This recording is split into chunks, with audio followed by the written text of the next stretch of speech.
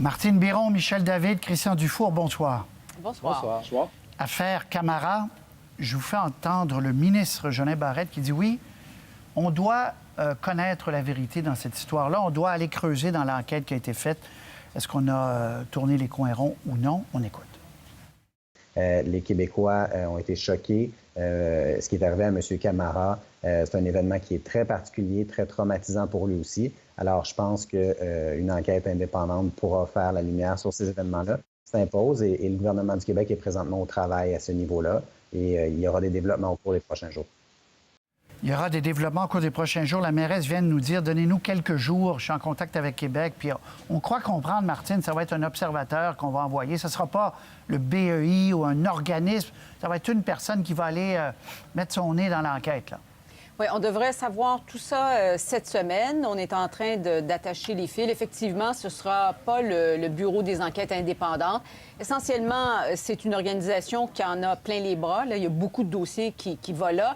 Mais en plus, ce n'est pas tout à fait son mandat. Le mandat du BEI, c'est d'enquêter quand il y a eu utilisation d'une arme d'un policier, quand il y a un blessé ou un mort. Il y en a eu un, là, mais on ne parle pas de ça. Là, on s'intéresse aux pratiques d'enquête policière. Est-ce qu'on a tout fait, là? Et comment on a fait les choses pour arrêter M. Camara? Alors, possiblement, peut-être un ancien juge, peut-être un ancien policier ou enfin quelqu'un qui connaît bien le travail des policiers. Cette personne-là aura touché un peu à comment traiter le dossier. Il y en a un qui fait rien, là, qui est à la retraite, là, qui attend de savoir s'il va être congédié. L'ancien grand patron de la SQ, non, c'est une blague, là. Oui,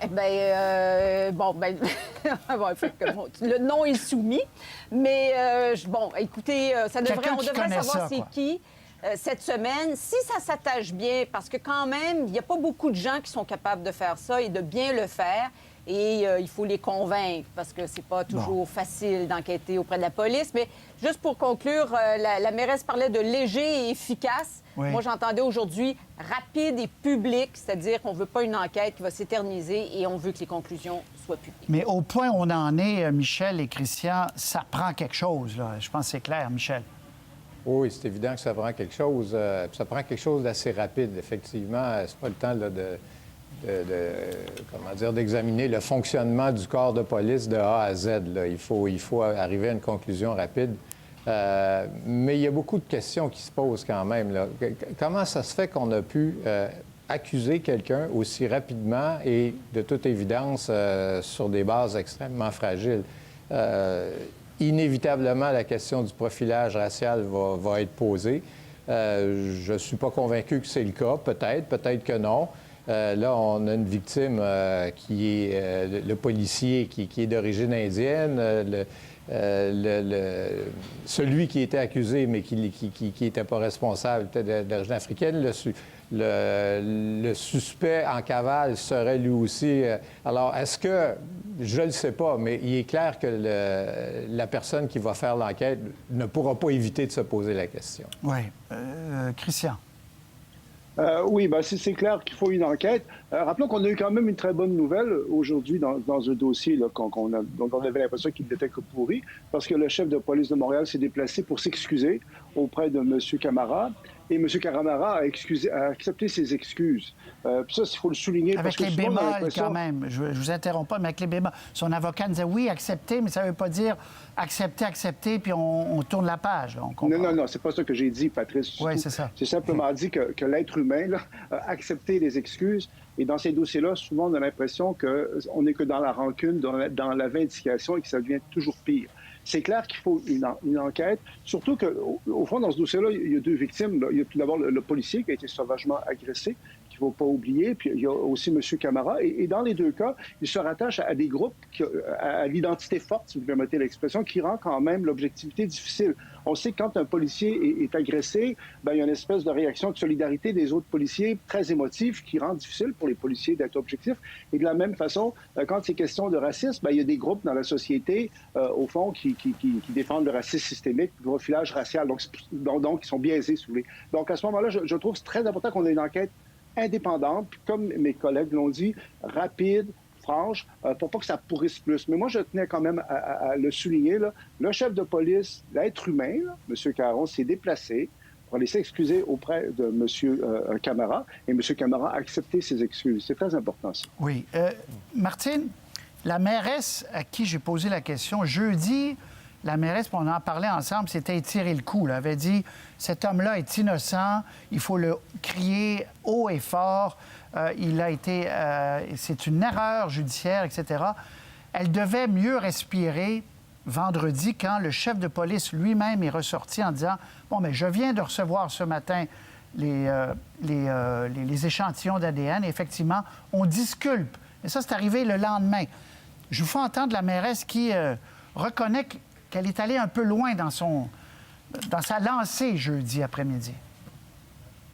Écoutez, je ne vous cacherai pas que, M. Roy, le jeudi, idéalement, j'aurais pu rajouter, avec les informations que nous avons, il est innocent. Vous comprenez? J'aurais pu ramener... Et c'est vrai que je ne l'ai pas fait. Donc, mais je suis heureuse de savoir que... Un petit manque de prudence. Un petit manque de prudence. Puis pour moi, c'est tel quel, mais moi, je suis surtout heureuse de savoir que pour cet homme-là, le calvaire, bien, il se passe autre chose, mais au moins ce bout-là, c'est plus sur ses épaules, vraiment. On le disait vendredi, quand on a eu le coup de théâtre, Martine, qu'elle devait mieux respirer suite au petit point de presse à la déclaration de M. Caron, la mairesse. Oui, mais effectivement, elle a certainement mieux respiré en fin de semaine parce qu'elle n'était pas dans l'erreur, mais quand même, on sentait dans l'entrevue qu'elle vous a donnée qu'elle tirait leçon et qu'elle essayait de faire une certaine gestion là, de la situation parce que c'est vrai que son rôle, c'est d'être en phase avec ce qui se passe dans la population, mais c'est aussi son rôle de s'élever dans sa fonction, d'expliquer aux citoyens ce qui se passe. Et c'est aussi la patronne du service des policiers de Montréal. Alors, elle doit aussi faire, en fait, le lien entre tout ça. Je sais que c'est pas facile pour elle, mais c'est un peu son job. Et c'est un peu ce qu'elle faisait aujourd'hui. Elle essayait de dire, bien, écoutez, oui, je comprends ce qui se passe avec les policiers. Oui, je suis proche des citoyens. Puis bon, écoutez, on peut pas exclure non plus le fait qu'elle est en année électorale. Oui, c'est ça. Elle avait peur qu'on lui dise, vous n'avez pas assez réagi, Christian. Mais il reste Oui, vas-y, Christian.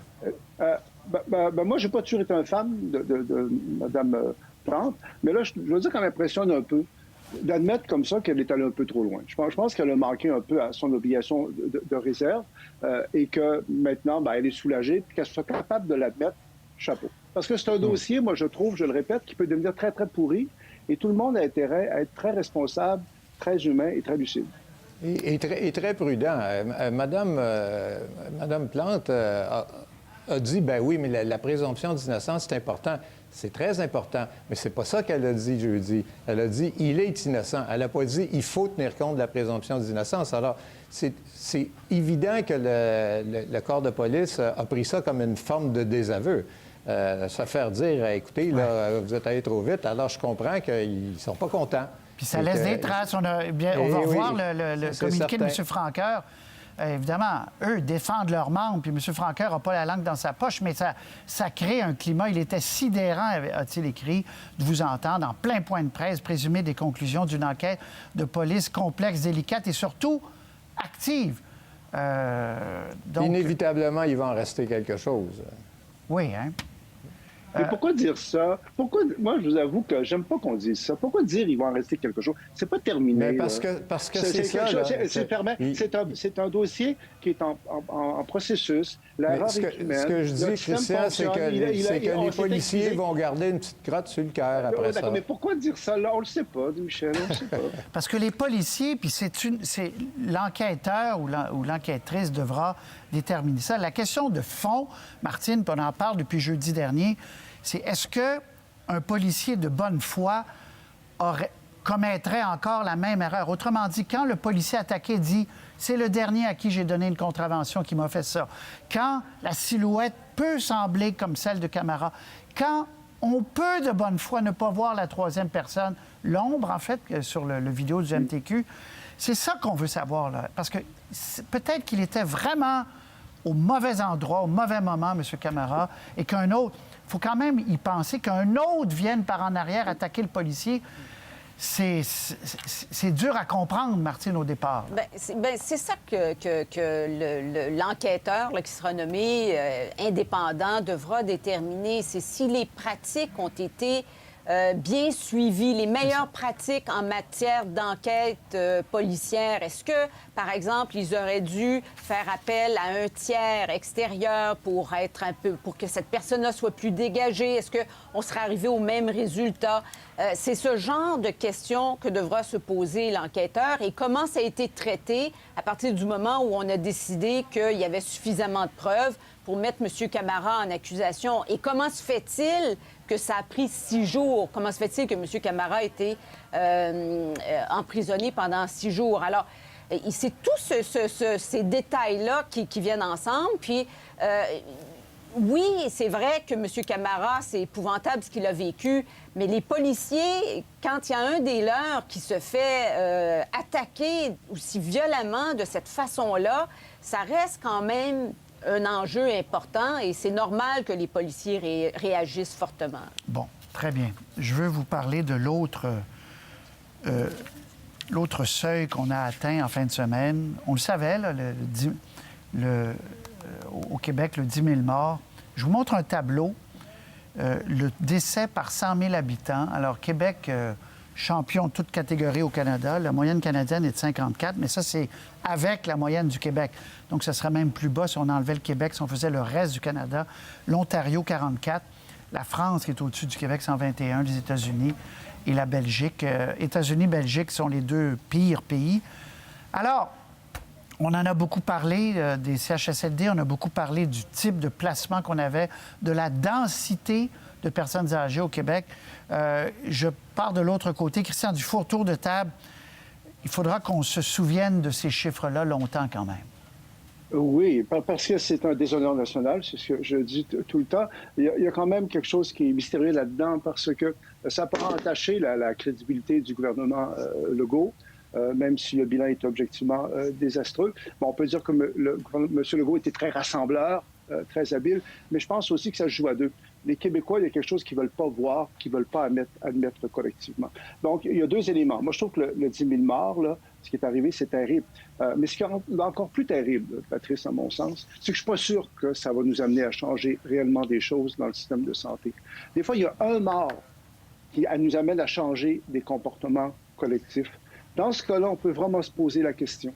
Jusqu'à quel point ça va nous amener à remettre en cause fondamentalement la façon dont on fonctionne dans ce domaine-là. Moi, je trouve qu'il faudrait vraiment avoir une grosse commission d'enquête réelle, là, pas juste pour dépenser de l'argent, puis prendre du temps, puis avoir de la paperasse, mais ça nous met en face de nous-mêmes, les Québécois. Puis on a beaucoup de difficultés à être en face de nous-mêmes parce que globalement, la population au Québec semble relativement satisfaite de la façon dont ça a été géré. Et il y a quelque chose d'aberrant là-dedans, je trouve. Michel David. Ouais, moi, je pense qu'il va y avoir quelque chose qui va se passer. Est-ce que ça va être suffisant? Je ne le sais pas. Il va y avoir une enquête publique. Je pense d'une manière ou d'une autre, là, on ne pourra pas l'éviter. Et il va y avoir des changements qui devront s'opérer. Bon, on le sait déjà, il va y avoir des maisons des aînés qui vont être, dans le fond, des CHSLD plus modernes, plus fonctionnels. Mais on ne pourra probablement pas là, transformer tous les CHSLD en immeubles ultramodernes et efficaces. Alors, il faudrait travailler, d'une part, vers, disons, la rénovation des CHSLD, mais aussi, d'une part, beaucoup sur les soins à domicile pour éviter qu'il y ait des gens qui sont à la maison et dont la santé se dégrade parce qu'ils n'ont pas de soins et qui aboutissent dans le CHSLD. On va toujours en avoir besoin. Il y a des gens qui vont avoir besoin, ultimement, d'être dans un centre de longue durée. Mais je pense qu'il faut travailler vraiment les deux morceaux. La volonté, je pense, M. Legault l'a réellement. La question, c'est toujours la même. Quand on va avoir passé la pandémie, là, il va y avoir 12 000 priorités, la relance économique, l'environnement, tout ce que vous voudrez. Et à ce moment-là, qu'est-ce qu'on va sacrifier, disons, en termes de budget pour envoyer du côté des soins aux personnes âgées? Alors, est-ce qu'on va construire moins de routes, moins d'écoles, est-ce qu'on va augmenter des impôts? Il y a beaucoup de questions qui vont devoir être discutées et à la veille d'une élection, disons qu'augmenter les impôts, c'est rarement la solution que le gouvernement choisit. Oui, Martine Biron. Juste 2 secondes, je sais que c'est Martine. Mais Michel, c'est pas juste une question d'argent. C'est trop facile de dire c'est pas une question d'argent avant tout. C'est tous nos modes de fonctionnement collectifs québécois qui sont remis en cause. Et moi, je trouve que c'est très dur pour nous de confronter ça. C'est pas juste une question d'argent. Oui. Je m'excuse, je vais laisser parler Martine. Parce qu'il y a un taux de placement plus élevé au Québec dans les CHSLD qu'ailleurs. Le Québec vieillit avec le Japon et la société, une des sociétés les plus vieilles sur la planète. Martine Biron, Dr Régent Hébert nous a parlé il y a 2 semaines. On le reçoit ce soir à l'émission Téléjournal aussi. Lui dit, là, c'est urgent. Il faut qu'on prenne les bouchées doubles. Michel en parlait, soins à domicile, parce que ça, c'est un peu de l'argent aussi, soins à domicile. Mais aussi, il faut réfléchir à la place des personnes âgées dans notre société. Ce qui va être très difficile, je pense, pour le gouvernement dans la dernière année là, de son mandat, c'est que les gens vont vouloir avoir des changements rapides. Les maisons des aînés, c'est vrai que ça fait rêver, c'est magnifique, mais les gens vont vouloir avoir des changements tout de suite.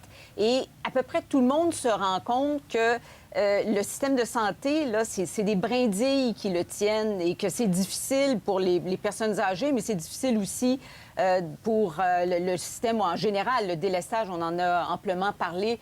Alors, comment le gouvernement va placer ses priorités? Parce qu'il va avoir des choix déchirants à faire.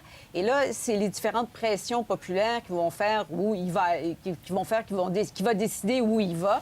Mais il va être confronté à beaucoup de pression. Mais c'est un bulletin dont il faut se rappeler, là. Tu sais, c'est un bulletin dont il faut se rappeler collectivement. Là, on est mort 2 fois plus en proportion que dans le reste du Canada.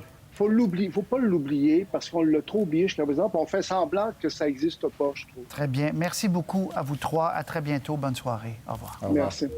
Pour voir nos émissions en entier, rendez-vous sur la chaîne ICI RDI.